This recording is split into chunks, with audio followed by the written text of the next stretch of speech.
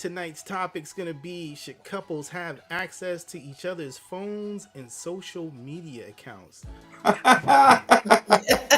Yeah, this. I mean, there's a lot. I'm gonna get into it, but I'm gonna hijack the first part of the show with some financial education, if you will. All right, so bear with me here. I'm gonna take like 5-10 minutes, then we're gonna get into what we talking about tonight, because I think it's important, that we equip our community not only with relationship advice, but with some of the financial advice that you can potentially do to equip yourself. Since they say money is kind of like, one of the big drivers of a relationship. I mean, I don't believe that, but there's some people out there that believe that. Do you believe that, Clint? You think finances is like a major part of a relationship, or you can just slide the letter over, check the box if you love me. I know, hey, you know what I mean? Look, like, when you slide that letter over with that box, you better be sliding some money under it. Because if money don't play a big part in a relationship, then it's not a relationship. Yeah. Because at some point, finances come into play. You right about that. Once you say, hey, you my girl, or I'm your man, or I do, whatever, checks become known. Yeah. 401s become known. So. Yeah, so, and then also, what we're going to do is I'm going to drop a link in the chat. That's something else we're doing tonight. If we say anything that you feel strongly about, you want to join us here and drop your opinion, turn on your camera, hop on the live. You can talk to any one of your favorite hosts tonight. We want to hear from you. Yes. Yes, please. We want to hear from you. We love the interaction. So, one of the first things I want to get into tonight, and let me just get set up here real quick, is I think I'm gonna pull up as soon as I find my proper screen there. Is I'm gonna pull up the it should be what we should be looking at here is the crypto bubbles. And as soon as I see the crypto bubbles, I know that everything's working right. And I think I see it. All right. Yes. So, we've been playing a game, how to turn $200 into like 10,000. I'm gonna pull up that chart in a second, but I just wanted to show you what kind of Bitcoin's doing this week. So we got a little bit green today, but you might say, hey, why you decided to pull up the market today when it's green? For the month, Bitcoin is down 8.3%. ETH is down 9.7%. On the year, it's up 36%. ETH is up 15%.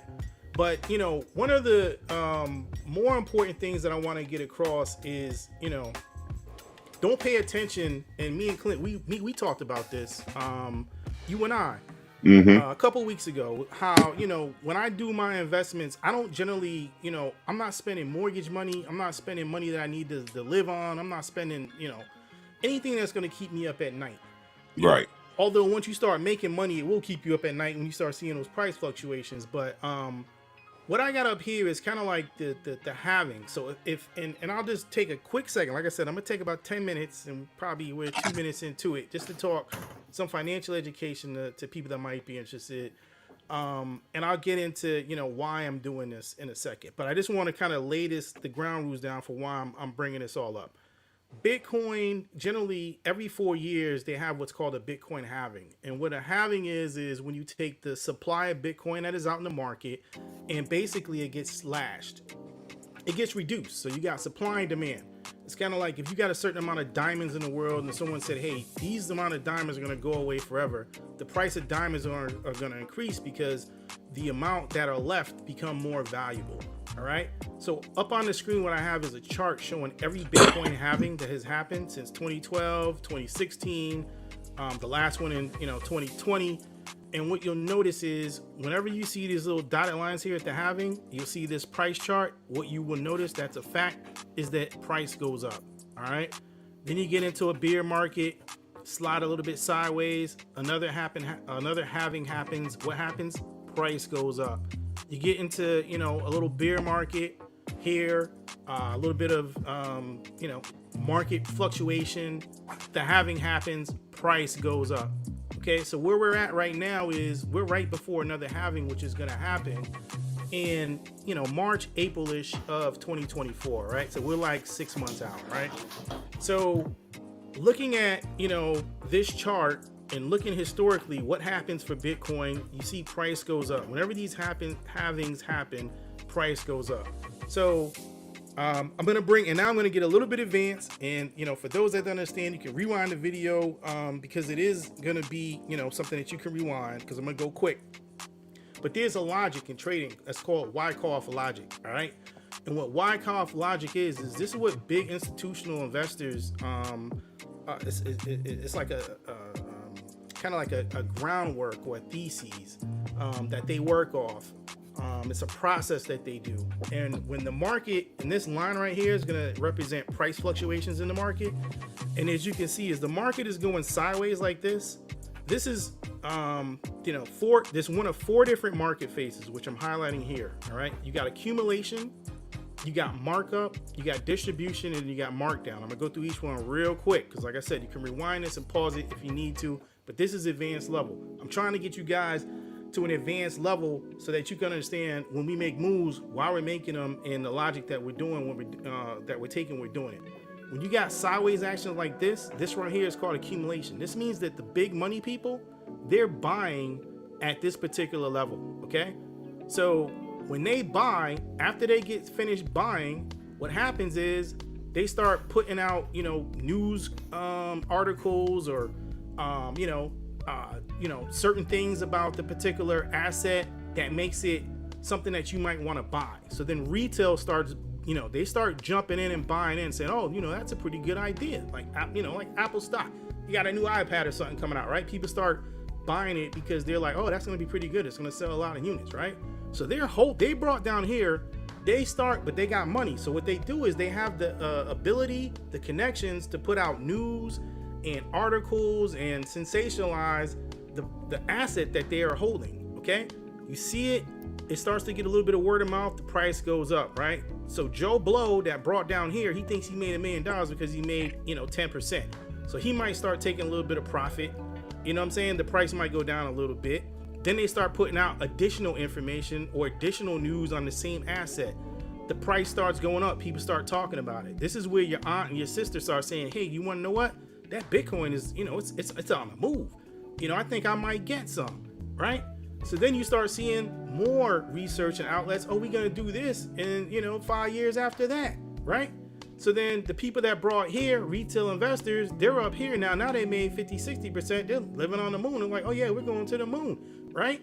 So then they take a little bit of profit. The price goes down. These people right here, they're still holding their asset because they're in this markup phase. This right here is what you call the markup phase. From this point to all the way up here is called the markup phase. They're marking up the price of the asset by putting out news services, announcements, articles.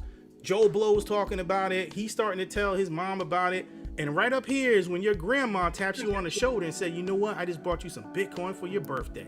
Yeah. And you want to know what happens? This is what you call the distribution phase. This is when the people that brought down here, what happens is they start selling it. And, you know, grandma, she's buying right here. And you want to know who she's buying it from? She's buying it from the people that actually brought it down here, because for every buyer, there's a seller. So that means when she's buying it at this high price, this guy he's selling, the guy that brought it down here is selling it to her. So if I brought it for $1 and now it's $100, you're buying it from me for $100. I paid $1 for it. I just made $99 profit, right? I'm going to let that price go down because I still got more to offload. I'm going to let it slide down just a little bit. You see what I'm saying? And then I'm going to maybe put out some more articles. I might even buy some with that profit to get the price to go back up to keep the euphoria going. And then it's going to be the same thing right here, right? There's games going to play in this distribution period, right?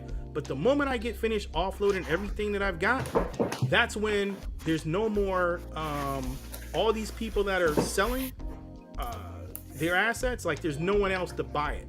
So the price is going to go down, okay? Because I'm no longer putting out news articles. I'm no longer putting out all the stuff that was getting you euphoric up here. And this is when most people buy is up here and they end up getting what they call in crypto, they end up getting wrecked. Okay, so, you know, your grandma, she gonna get wrecked. Cause she gonna buy from me. She gonna buy from everybody else that's right here. Okay, so if I go back to this halving chart, okay, here's a halving, price goes up. Now you can kind of see this is the markup period. This is the distribution period.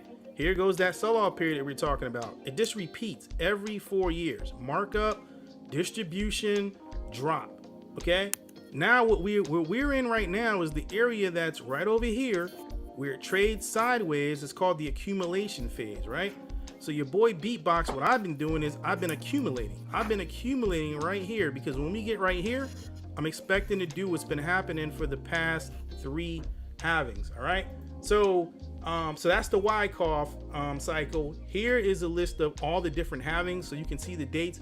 I'm gonna play this game all the way up until the halving is gonna keep going until 2040. But if you think about gold is like something that continues to go up because all the halvings do is make the asset more scarce. But eventually, it's gonna be to where there's gonna be no more halving. So what's out there is just gonna be what's out there, kind of like gold. But gold doesn't go down; it goes up because there's no more of it.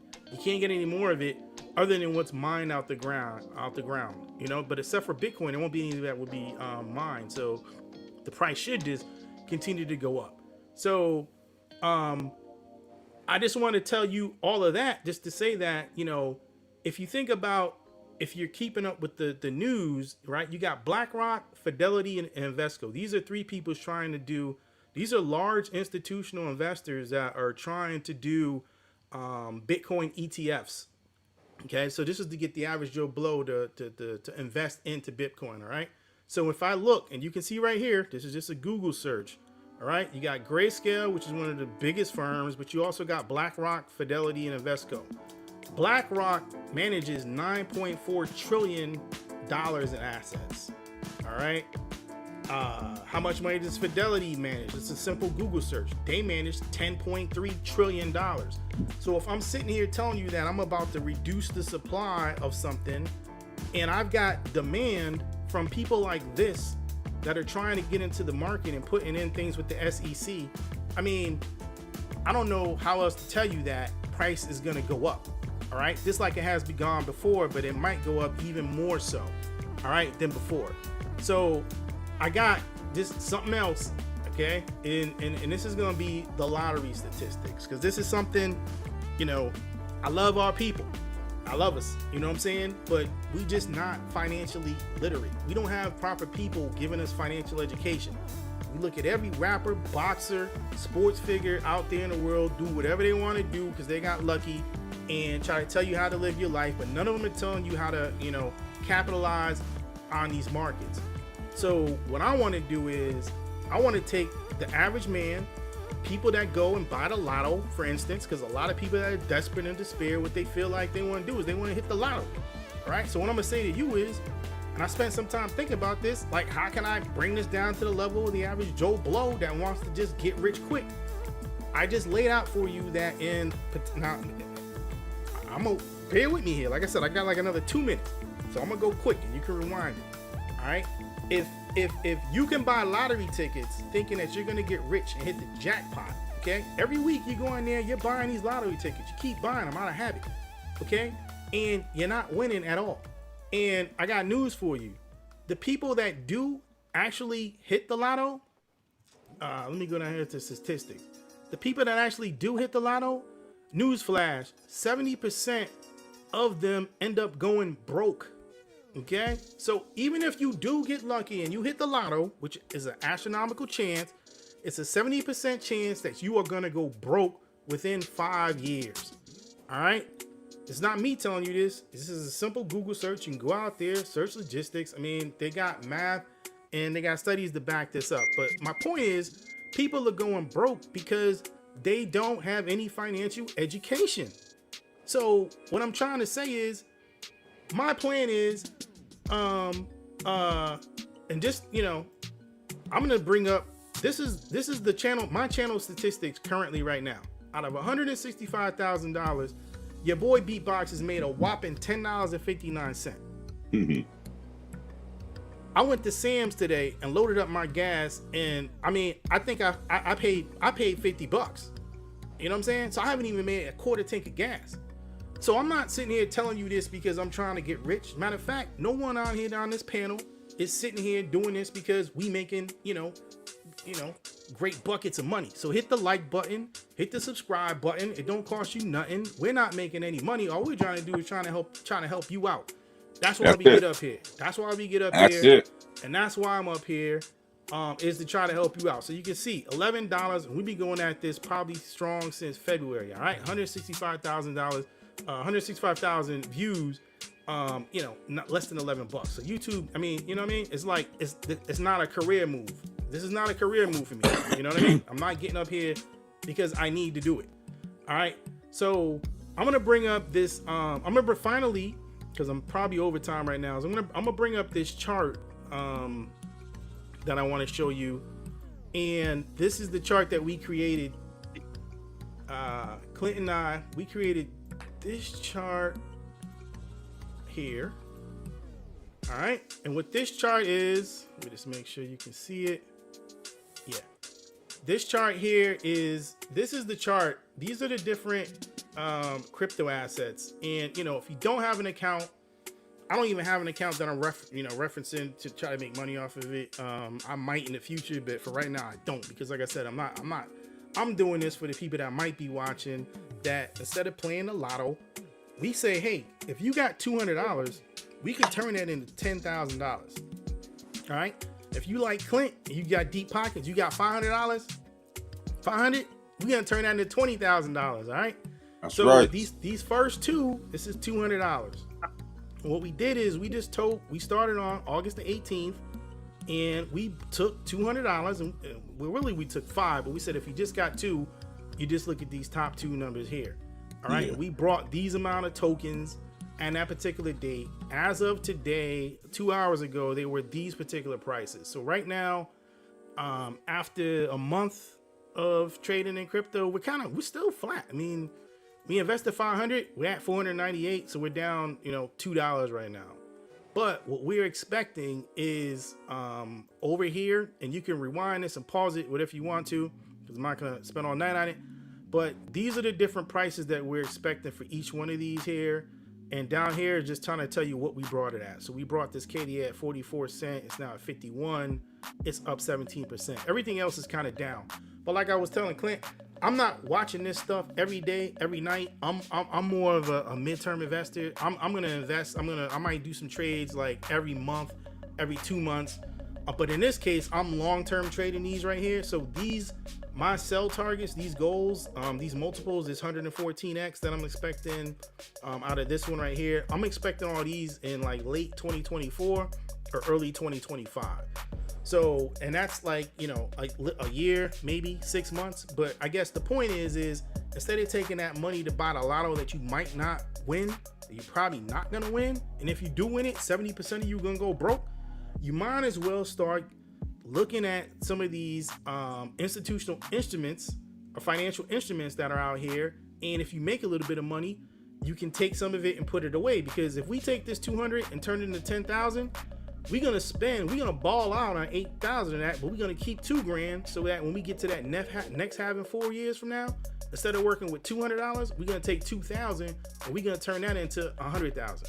Yeah. See what I'm saying? So we're gonna play the long game with this. We're not just playing, this week money, next year money. We playing like, I got kids and my kids are getting older and they're gonna need college tuition, or they're gonna need whatever, professional money to go learn a trade or whatever they're gonna do. You know what I'm saying? Basketball, AAU, which ain't cheap. Whatever you want to do. You know what I'm saying? We trying to give you money for, for you and for your kids, so you guys can go on vacation somewhere. You know what I'm saying? Instead of buying lottery tickets forever and going broke. All right? And I did that. It don't work. So now I'm gonna turn it back, and then I'm gonna flip back to one final thing that I got to talk about tonight. Then we get into the show. So thank you everybody for bearing with me. But this last thing I want to talk about is, let's see here. I mean, it's Hugh Jackman. Who? Hugh Jackman. Wolverine. Yeah. The Hugh. Right. Deborah Lee. They getting divorced, man, after 27 years of marriage. Really? Wow. Yeah, they get married after 20. But the kicker on this is they share kids. Oscar 23 and Ava, who just turned 18. What that sound like to you, Clint? They Sound stay like their they kids. sound like we waited till they turn 18 so we don't have to do child support. He was like, as soon as she turned 18, I'm out of here. I'm so he out. was like, yeah. I'm just she's saying, 18. All I gotta worry about is a little alimony. That's it. Just a little bit, and probably ain't gotta worry about that. So yeah, She 18. She 18. 18. So I mean, that's a long stint. 27 years of marriage. And I think he has always gotten flack for her not being a traditional beauty.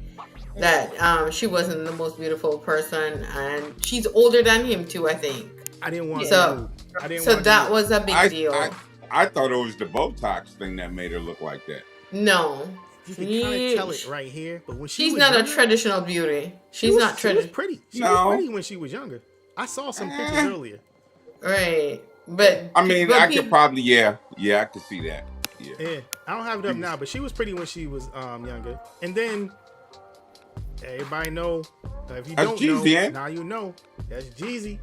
That's Jeezy right now, and Jeannie Mae Jenkins.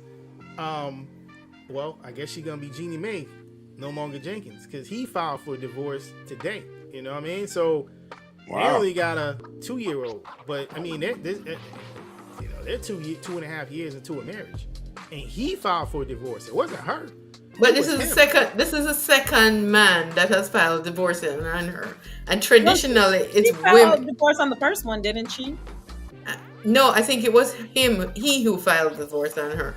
And the thing is, the problem with that is you gotta wonder what's with her, because normally women are the one who file for divorce. That's what, right. They are normally the ones that kind of initiate this whole thing, but he did it. And has anyone heard anything? Because what I heard is they said she posted like a music video. I forgot which female rapper it was, but it was like, I wish I would have, done something or, pay more attention to you or some kind of stuff like that. Like, yeah, that's kind of like what they saying right now. So that kind of chimes in, and hopefully y'all can appreciate how I kind of went from crypto to tie this into the topic of the show tonight, which is, should your significant other have access to your social media? And, amongst other things, because the social media, is that what caused this divorce? Like, did he see her post that? And then was like, well, hold on, why you posting rap songs and stuff, about? Well, the whole thing was a train wreck anyway, because I think this baby was a revenge baby because he had a baby. Damn, a revenge baby. Man, yeah. Wait, I'm her ex-husband had a baby. Who is this chick? She is on The View. Okay. I know. She used to do something, a show back in the day called "What Not to Wear" and stuff like that. Yeah. Okay. She still got. I thought she looked familiar, but I just kept seeing that word "May," and I'm like, that don't look like no Ella May to me. So no, I think it's Jeannie. I think it's actually Jeannie Mai. That's what I think. Jeannie Mai. Yeah. Yep. Okay. Yeah. So I mean, she has her podcast. Hello, honey. Right. Obviously, she did something he didn't like, and he was like, "I'm out." That's what it's gotta be. And I think it was. I mean, they're saying it was this post that she posted. Yeah, but I'm pretty sure they had conversations before he ended up going right down there and say it's over with. Well, they were their relationship developed from lockdown.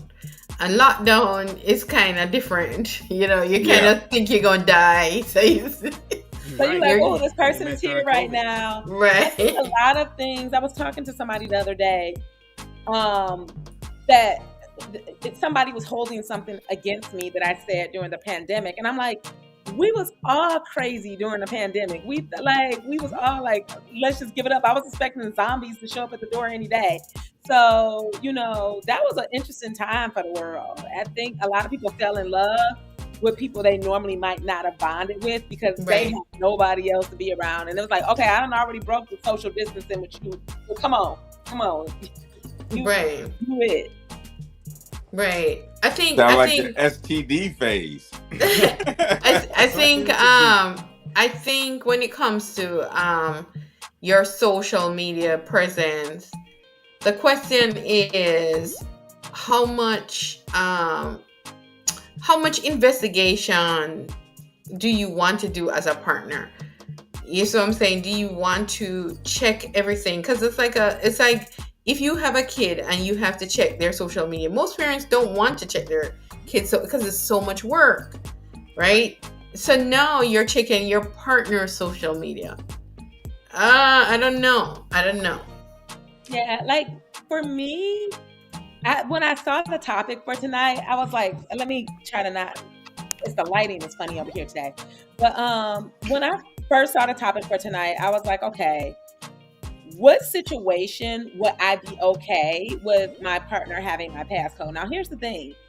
I don't have anything to hide. If I get a man, that means he good because I got choices. So if I finally call somebody my partner, it is my man, my man, my man. So I don't have nothing to hide. However, I feel like I want a level of privacy and trust. Like it would be a red flag for somebody to say, I need your passcode and to be looking through my phone. Because it's not the inappropriate conversations with no men I'm worried about. Me and my friends confide about a lot of stuff. They talk to me about a lot of things that they may not want my partner to know. And just because you're my man doesn't mean by extension you are my friend's friend. So I wouldn't really feel comfortable with him looking at conversations from my girls or my mother, or like those are private conversations. And I am a big person who says that being in a relationship should not feel like you are in a correctional facility.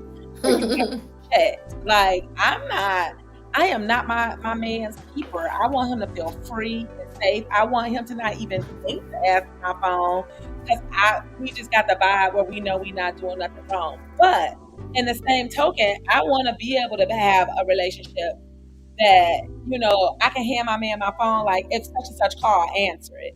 Or, you know, hey babe, I was looking for something. What's your code? Oh, it's blah, blah, blah, blah. You know, where I'm not stressed about it, but just like as a requirement, I got to give you some passcode. Nah, that sounds a lot like you trying to control, and I don't think that's healthy. So I would have to question the motives of a person, woman or man, because women are more likely to ask for passcodes than men. Right. Agreed. And I've fallen out with female friends of mine who are like, I need to know his passcode. I'm like, why? The last time I broke into a man's phone, I lost 15 pounds and didn't eat for a week. I'm good. I don't need to know what's in there. Like, I don't need to hurt my feelings like that. I know that whatever I need to know, I am divinely protected. I believe that. So God gonna spin the block on me. I'm gonna find out. I found out my ex-husband was cheating because some friend of ours that we hang out with happened to be in Vegas at the same time he was in Vegas at the same game that he was at. Like, what's the chances of that? What? Divine protection. God was like, you know what? Let me go ahead and show her what this man was on. So I don't really, honestly, I know I'm unique and a lot of women would disagree, but I do not want to go through my man's phone. He could just be pissed at me one day and say something to his friends that really hurts my feelings. And now I'm trying to heal for something that was never meant for my eyes anyway. So, you know, let people have their personal space and their moment for you not to be their favorite person, or for them to talk about the girl they was crushing on that they saw in the mall the other day with their boy. That's not my business. So, you know, I'm just against it. But like I said, not so much I'm to the point where, like, I love the fact where a man ain't trying to hide his phone from me, or I don't have to hide my phone from him. It's just like, oh yeah, here. But like, you ain't about to be doing no phone checks. So Clint, what would you do if like your person you're dating demanded your password? Like, you know, I don't would break up. Demanded. We would break up. That's what Lynnette said. I know. Like, I know. We talked about me and it's everything. like a control you know, thing, right? Demand. I think, you know, if they start demanding, it's time to go that way, because one, I don't need to know what's in your phone, and you don't need to know what's in mine. There's no reason for it. I mean, honestly, it like she said, she has conversations with her friends that, you know, sometimes your partner's not privy to. But wouldn't that build trust? No, but why? But if you what trust you gotta build, that you gotta look through my phone and my private conversations with people. If you need to get in my phone, just say, hey, I need this here. But what if you didn't demand it? What if you didn't demand it? You were just like, you know. And you ask, that's something different. But when you're demanding, you know, that's the insecurity, number one. So, my question is, are you prepared for what you might find?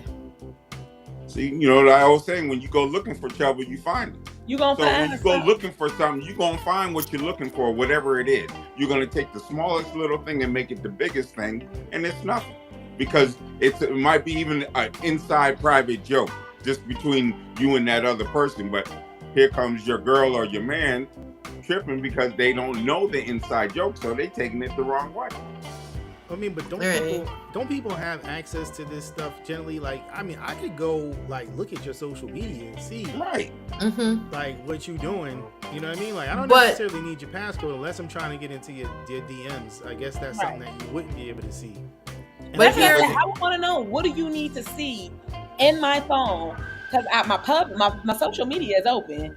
Me and you probably friends on there. So what do you need? Friends or not? But I'm just saying, Lynnette, you sound kind of defensive right there. Just look, see what I'm saying? Look, get been verified. You see how this whole thing can kick off? I'm just saying, Clint. Then she sounds defensive. She's like, what do you see? So if I said, Lynnette, let me see your passcode, and then you go into what you just now said, then I might start pursuing it because I'm like, oh, hold on. Well, no, I wouldn't say it like that. If you ask for my passcode, I would ask for what? I'm like, what do you need? And if the person's like, hey, what's your passcode, and picked up my phone, I'll be like, you know, depending on the circumstance. Like I'm saying, if we're driving and their phone died, and they like, what's your passcode? I'm going to give it to them without a second thought, because clearly your phone died, you need to use my phone. But if we're sitting watching a movie, and you like, you know what, I need your passcode to your phone, go get your phone and give me your passcode, I am going to say, that's not a problem, but what are we doing? Because again, I also run a business, and I have clients, and I'm a coach. And those conversations are also confidential. So I owe it to my clients. My clients don't want to hear about my jealous ass boyfriend that need to look into their conversations. They sign a confidentiality. Some of my clients are celebrities. So I have NDAs with them. Like that wouldn't be fair to them to be for my, who's to say their NDAs and their non-disclosures are with me.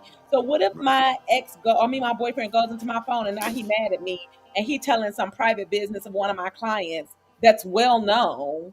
And then now it's out there like that. So I don't just have my personal information I just had one of my clients text me before this call, and I was like, I'm about to hop on my podcast. So they spelled out the whole story to me to see when they can get in a session with me. So it's not fair. Like the content that's in my phone really is truly confidential, and I don't have a way to hide that. So I would hope that the man I was with, if you didn't trust me, that we would have a conversation to like, well, I want your passcode because I've noticed your behavior switched or whatever. But if you're to that point where you need to verify something in my phone, if you don't trust me, we probably shouldn't be together. And vice versa. If I am that anxious where I need to look in your phone and look at conversations, I probably need to be in therapy. No, you need to go back to school. I need to go back. Like I need to do something because I shouldn't be. But yeah, of course, if my man just like, hey, give me your phone right quick because my phone is closer, have at it. Because I also know he's not going to violate my trust by doing more than what he picked up the phone for. Because I'm not worried about no text messages coming through or nothing coming through that I'm like, oh my God, like I didn't know that person was going to text that. So that's why I said context matters, because I don't have a problem with anybody having access to my stuff. I leave my computers open and everything when I'm working. But I do have a problem with somebody demanding it as a measure to find out what I'm doing. And that means they're actively going through every message they want to go through to see what conversations I'm having. That's not fair to my friends, and that's not fair to my clients. Right. But there's another side of this where I don't think it's even an effective measure to find out if anything is happening. Because if you Snapchat, the messages disappear. So if he's using Snapchat or she's using Snapchat, you'll not find evidence of that. You ain't gonna find it no way. Right. He can create an alternate email, one you have no idea exists. And then he's doing whatever. He can do a Google Voice. He can do a telegram, and no telling what else is out there, right? So, I mean, this is where you're creating unnecessary drama. Lynette said something. Women have intuition. I'm telling you that we have serious intuition. Tell us. But you're not the only one, because I got it. I'm telling you, I got it. And What's the source? It runs in our family. I'm telling you, I got it. Right. I got it. So I know. Right. We have serious intuition. And the moment we feel something is not going right, we know it's so. And I think a lot of times we stay because for whatever reason, we can't help ourselves. We love him. We want him, and we don't care what we're thinking. And I think that's why a lot of women fight the other woman. Yeah. Right? They find out that something is happening, and then they're in the street having a brawl, throwing acid on people, all kind of things they're doing. Why? Because they knew from day one he was cheating. Yep. But they will not give him up. Right? So I don't think we need to go through your phone or go through anything. I'm telling you, you will go in the shower and I will see you taking a shower. I'll know you're cheating. You used to wash your face first, and now you're washing your ass first. I know. Why are you doing that? I can tell by the way, like, oh, who told you to stop chewing? Yeah. Creatures of habit. I'm trying to tell y'all. Let me tell y'all. Y'all better pay attention. You ain't never lied, Jenny. When I was dating this guy, I always say this guy, so okay, nobody come back on and be like, you was talking about me. Right. I was dating this guy, and the way I knew he was messing with other girls is he was very hairy. Right. And it was hairy to the point where it was kind of unattractive, but I was the Lulu, so it wasn't unattractive to me. Right. So I noticed one day that he had shaved in a certain, like I said, so who had you clean that up? Ain't nobody had me clean that up. I said, no, somebody said something to you because you ain't had no problem walking around like Teen Wolf all of this time. And now you done shaved your little special spot. Right. Mm-hmm. I ain't dealing with nobody. I knew one of them little young girls he was messing with had clowned his old behind about all of that hair, and he trimmed it right on up. And he had never done it before. So I had already felt like he was doing things. Right. He did. I didn't even want to do nothing no more. I was like, just put your pants back on. I don't even want to. Go on, whoever you shave for, go find them. So women know. You don't even got to tell us. We watch your behavior patterns. I could tell, like, by the way, he would say something to me and would stop. I'm like, oh, somebody done checked you about how you talk to them. So it's like we women know, and me and y'all know too. I don't think this is a man or a woman thing. Like when a woman really into you, then she going back and forth with you. When your woman start getting quiet and be like, no, I have your boys' night. It's because your boys' night is her situation night. Right. You know what I mean? Like he out with the guys. He ain't gonna be back to 3 a.m. So, there are things that, like I said, for social media, I don't care about that. Now, what I don't mind, which a lot of people do, is like, I don't mind sharing my location. I do not mind sharing my location. I don't have anything to hide. There are several people who have my location, and they be like, "Will you leave?" I had somebody today like, "Will you leave the house, bitch? You ain't been out the house in 4 days." But I'm like, "What?" And I forgot they see my location, so they know I ain't left this house in 4 days. I would share my location with my partner, so you don't need to see nothing I'm talking about in here because you got my location. You know where I'm at. Yeah, but that don't help me because that Yeah, means I can leave the phone home. You can leave, or they come in. You know what I'm saying? They over there. You know what I mean? Like, why you been home so much? Why you home so much? You know what I'm saying? Who you been there with? Well, y'all are messy tonight. I'm just saying, y'all are messy tonight. I'm gonna keep my mouth shut, but y'all are messy tonight. I like that leave the phone at home. Thanks, Jenny. Y'all messy tonight. Where my location at? Where my location at? Don't worry. There's other means. My thing is like, why you gotta find out? I've always said rules make rebels. So, why, if we're in a relationship together, that's supposed to feel like fun. And if we not growing and having fun together at our big old age, I just turned 46 in August. Like, then what are we even doing? Like, I don't want to be with somebody where I feel like, okay, y'all, I got to get home to the warden. I don't want to be a ball and chain. I don't want my man to feel like, I'm like something. It was interesting. the guy I was just telling y'all about I met. Look, he got me blushing on the podcast. So, and I sent him this too. So if he watching it, he gonna like, oh, is that about me? I'm like, no, it was my other business. But, hey, the link's in the description. What I love, we were talking, and he was like, you got a lot of rules. I said, actually, I don't have no rules. I have rules for myself, and I have boundaries. Now, what you do with those are on you. Like, I know what I'm gonna tolerate, and I know what I'm not. But I'm not here to dictate to you what those are. Like, you know, if I'm unhappy, you'll know. I ain't gonna hide it. But we were talking about that, how he was like, I just want to be able to be free and do what I want to do. And I'm like, I'm not your mama. I am not in the market to be nobody's mama or nobody's keeper or probation officer.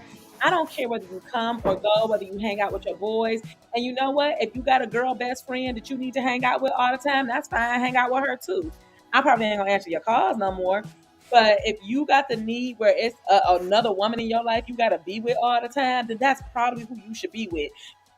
So I'm of the mindset of like, pay attention. If people paid attention to their partners instead of trying to control them.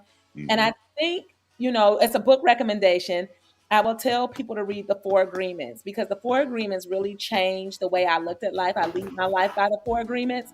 But one of the things it talks about is this toxic idea that we own people once we have a connection with them. And so you are not the owner of people. You experience people. So we are here for the experience. And it is our ego that makes us feel like we need to be in control of what they are and are not doing. I don't want that. I cannot have a spiritual connection with somebody I'm controlling, because there's a power dynamic there. Now they don't want to talk to me. They don't want to come around me because it's always going to be a problem. I want to be able to have a soul connection where it's like, I feel like I can be safe with her and she's just here to experience me. And when I don't like the experience anymore, I can move on if it's not something that can be course corrected. So I want to be clear, because I don't want people to be like, oh, she's saying as soon as it get hard, you run. No, but there are some things I'm not going to tolerate. I'm not going to tolerate other women. I'm not going to tolerate disrespect. I'm not going to tolerate abuse. So with those things, if you're not doing those things, I'm just going to enjoy the experience. You know what? I love spending time with you. We're dating. Funny thing is, half the people who be trying to check people's phones don't even be in relationships. They be in relationships. They want to check the phone because they want to see where they fall on the roster. Or time with somebody else. It don't even be the people who got relationships that be that crazy about it. It be the people that know that this is not your person, so they want to know what person is in place that's keeping them from being their person. And so they like, well, let me see your phone, and it's this toxic back and forth. Ain't no breakup worse than the one that y'all were never together, no way. And all these expectations bouncing back and forth, and it's like, what you want to see my phone for? Ain't we just friends? And those be the people that be stalking you down, driving past your house. Like, listen, I'm too old for that. I'm tired. After I leave this podcast, I'm going to bed. I know that's right. I mean, if I have to be a PI, need to get paid. I know that's right. Because I mean, you're talking about actually looking and wondering and guessing. And to me, once you get to that place, it's no longer a relationship, and it's only gonna last maybe a couple months, but it's gonna end. Once you are, tracking somebody down, it's gonna end eventually. I know this girl. And I'm just going, we ain't friends no more. We're not friends because her crazy just was a little bit too crazy for me. Right. I'm not one to judge nobody, but she was a little extra on the too much for me end. And I'm big on integrity. So I'm like, I can't hang with somebody when I'm looking at you and I don't agree with what you're doing.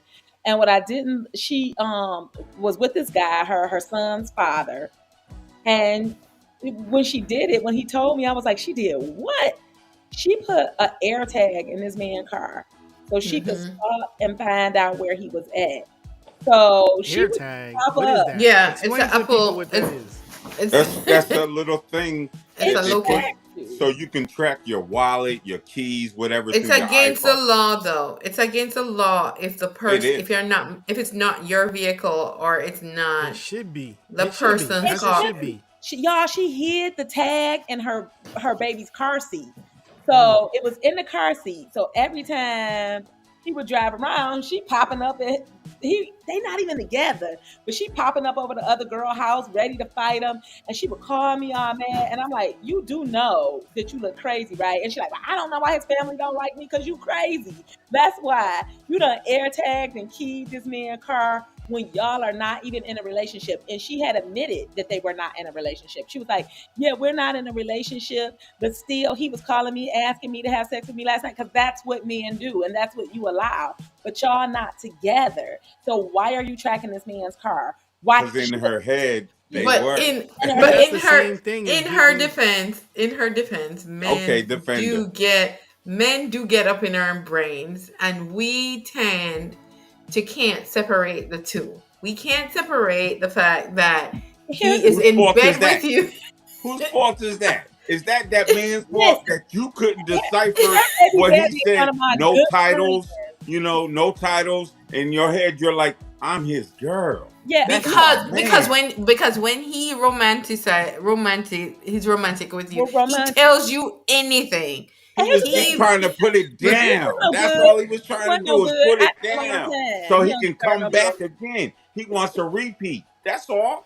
Right. That's all I he told him wanted. all the time. Her baby daddy is a good friend of mine. I tell him I would never hook you up with nobody. When he got with her, I was like, why are you doing that? But at the end of the day, it's still the burden of your responsibility to believe what your partner tells you. Right. Situationship. I have fallen guilty into that. I was in a relationship for years with somebody who definitely was not in a relationship with me. And so, but whose fault is that? That's my fault. That's yours. Because he made it clear through his actions, if not his words, that That's we right. together. One way or the other. And so I think that when we start asking for passcodes, the better question should be, why are you asking for that passcode? Not me, the person you're asking it from, but asking yourself, am I that insecure? Because a lot of us need to be in therapy and we're not. And so we're using our codependencies to make people validate us, because it's not even really about trust. It's about, I have abandonment issues. I have mommy issues. I have ex-girlfriend trust issues or boyfriend trust issues. So I'm going to make this other human individual validate me every living second so I can feel safe. I hate when people say, remove me out of survival mode. No, remove yourself out of survival mode. So what do you think, yourself, manage your whole mental health so you don't have to ask for nobody passcode, because that's the last thing. Man, I'm like you, Jenny. If I gotta look in somebody's stuff, you're gonna have to pay. That's what I was gonna ask you. What do you think that solves for them by getting it? Because if it's not that, it's something else. I have watched my clients, I have watched my friends search through people's phone, and they will come by day after day, week after week, and I'm like, okay, now that you have looked through this man's phone like it's your second job, you done looked at every woman on his social media that ever loved to pick, you done looked at her daddy and her baby daddy. Now that you've done this whole investigative thing, what has that given you? How do you feel now? You're still anxious. You're still on edge. And you're on edge because this person has shown you who they were and you want them to be somebody else 90% of the time. Like, you know what you're dealing with, but you need, I promise y'all, I got a client right now. Sent me a picture. I'll never divulge any clients, but I'll tell stories. Like, sent me a picture of her man with another woman. I was like, so do you think they together though? What was you doing all this stuff? Man, I'm like whoever said it. Let that man cheat in peace. If you not gonna leave, let him cheat in peace. Let that man cheat in peace. Let that woman get her validation in peace. Because all y'all doing is disrupting each other's peace. And guess what y'all gonna do? Have sex and make up. And now all of the people that you done bothered with this story, because you know they calling somebody as soon as they found something they ain't like. Now I done sit on the phone with you for 2 a.m. in the morning. Now you trying to justify for me by noon the next day. Well, we talked and it was a really good conversation. And so I'm thinking I just need to have, I told him I have abandonment issues and he said he would do better. Well, bitch, you should have let me go to bed. I stayed up to 3 a.m. in the morning listening to how you knew he wasn't nothing. Now you telling me he got an ingrown toenail and he don't fight all the way, and now y'all back together, because when they get mad, they tell everything. Yes. You done told me all this man's deep, dark secrets. I'm looking at him every time he walks to the bathroom because you done told me he ain't got good hygiene, but now y'all done had a talk and y'all back together. Right. So my thing is, you ain't leaving no way. The people who look through phones ain't looking to go. They looking because they want to prove something to themselves and to the other person. So save your friends and save your partner and just go to therapy, work it out. You know, I'm always recommend therapy.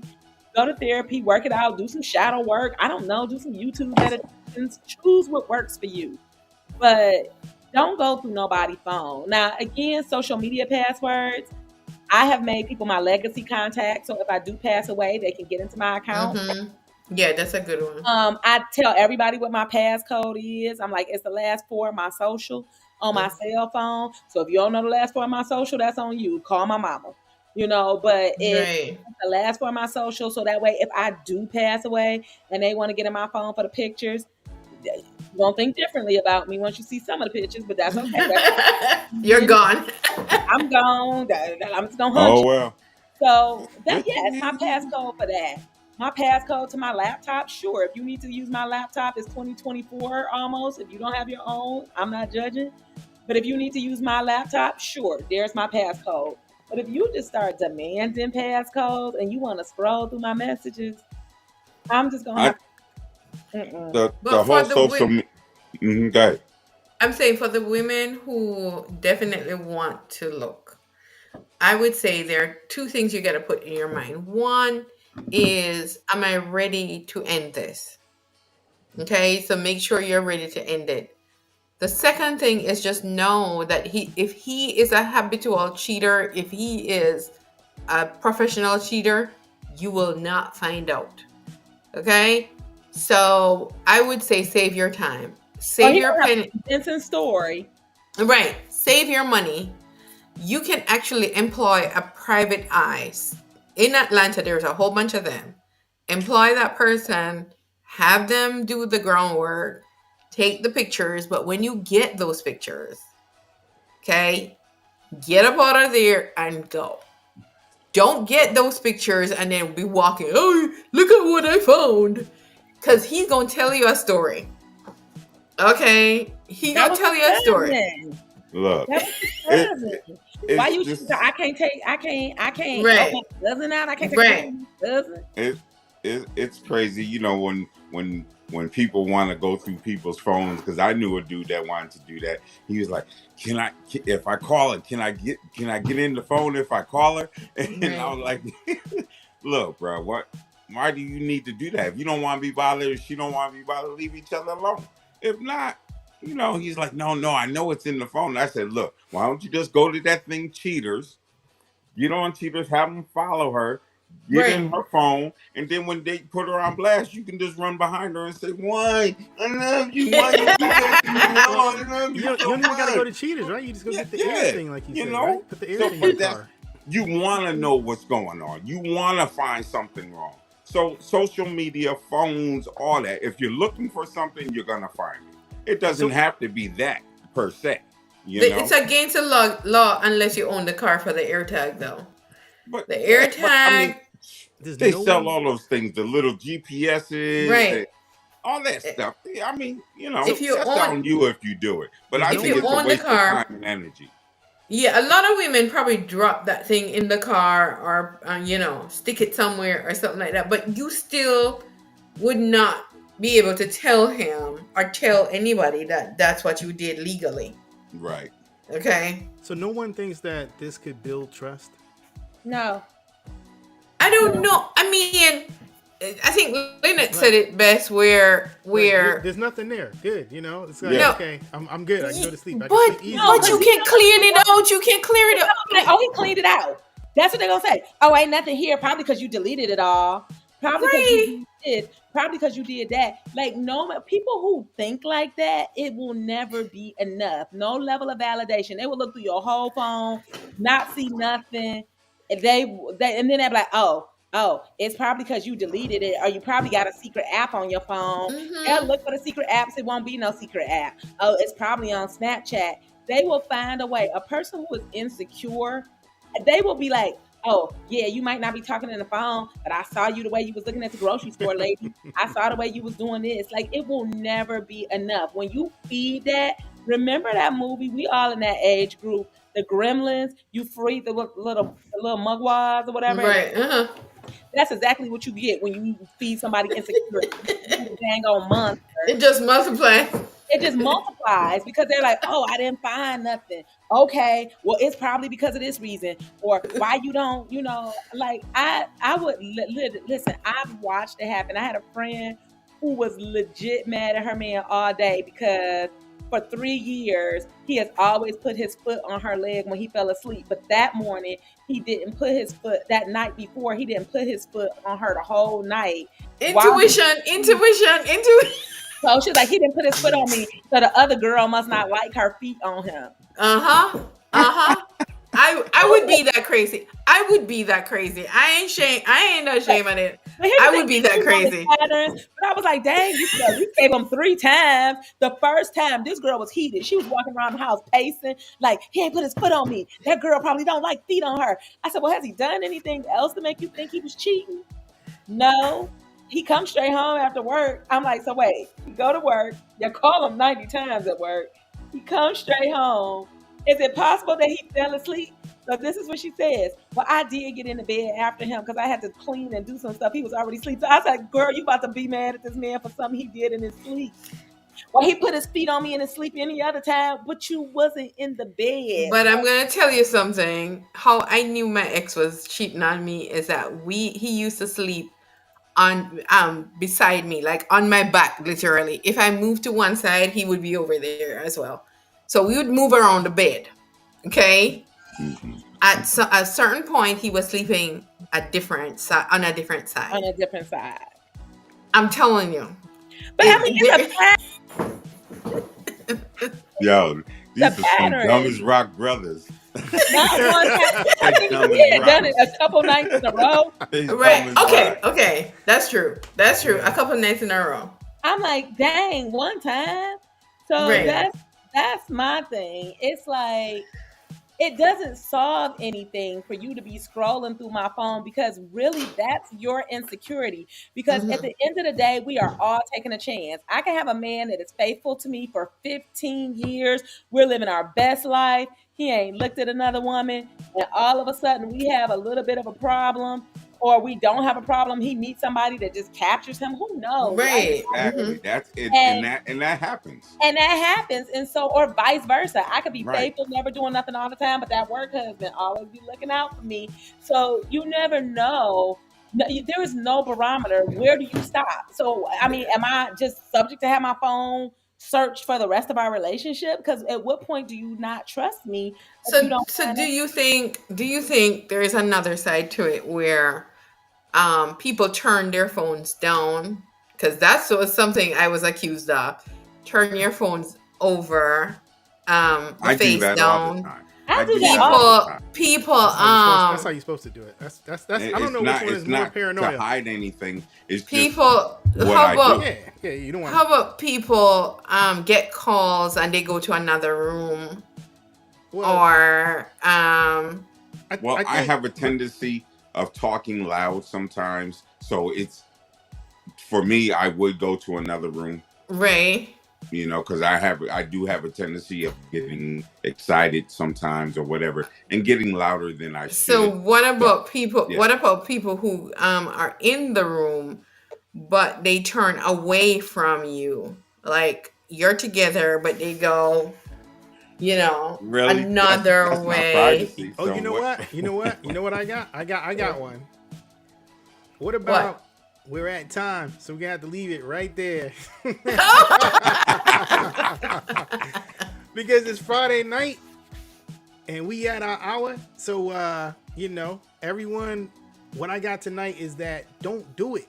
Okay? If you got some sneaky suspicions about your partner's social media, don't ask for the password because it's gonna make you look like a weirdo. You're probably not gonna like what you see. And if you do find it, you just probably find something else to ask about. So look, when you go looking for it, you're gonna find it. So you don't have to be a private eye to find it. You're gonna find something because you're looking for something. So when you're looking for something, you find it. And then when you find it, you make it into something that it really isn't. And then you did all that for nothing. Or you did it for something. Because some people are crazy like that and they just want that good loving afterwards. Right. I figured if I get him or her mad enough, they give me that good loving like they did the last time, I'll be good. and people are making crazy sense. like that. They're crazy like that. Right. If you're absolutely convinced that this is the case, I would say end it right now. Yes. Because you will live in, you'll be frustrated forever. You know, you'll have no peace. And, you know, Lynnette said before we came on that peace is everything. So if you need peace, you probably need to leave that relationship because you're not experiencing that bliss. Relationships are supposed to be at least 50 to 60% of the time bliss or blissful. So if it's not, there is something wrong. Yeah. I go for higher, but that's just right. 100%. That's Listen, just 100%. me. That's Yeah, right. I need that bliss all the way. Exactly. Ceiling. I need ceiling max high. bliss. Right. I need ceiling high bliss. Right. All I want my partner to say, all I want my partner is when his friends is complaining, him to be like, I can't even relate. My woman's so dope. Right. You know, exactly. It's Don't like give me you're no problems. boring. You don't have those problems. I don't know what Yeah, y'all going through. We That's talk bliss. our problems out. Yeah. That's bliss. You know, it's like you're boring me, bro. I don't want to hear about that, man. Yeah. We good. Me and my woman, we just have a conversation. Like we just talked about that. I don't have that problem. I got one rule for my partners before we leave, and this is some rule that I tell people to have it. I say I don't have any rules except for this one. My one rule is that don't let somebody tell me something about you should have told me. Amen. That's it. Don't let me find out something about you that I should have found out from somebody else. Because the minute you humiliate me, the Leo in me is gonna come out, and you might as well just break up with me because it ain't never gonna be the same. So as long as you're open and honest with me, and somebody come tell me something, I'm like, oh, I already knew that. He told me about that. Then we good. Right. And with that, we're gonna let everybody have a blissful Friday night. We appreciate. So are we every other week now for our viewers? Yes. Are we every other week? So every other week. Every other week. Every other week, guys. We'll see ya. All right, peace, America.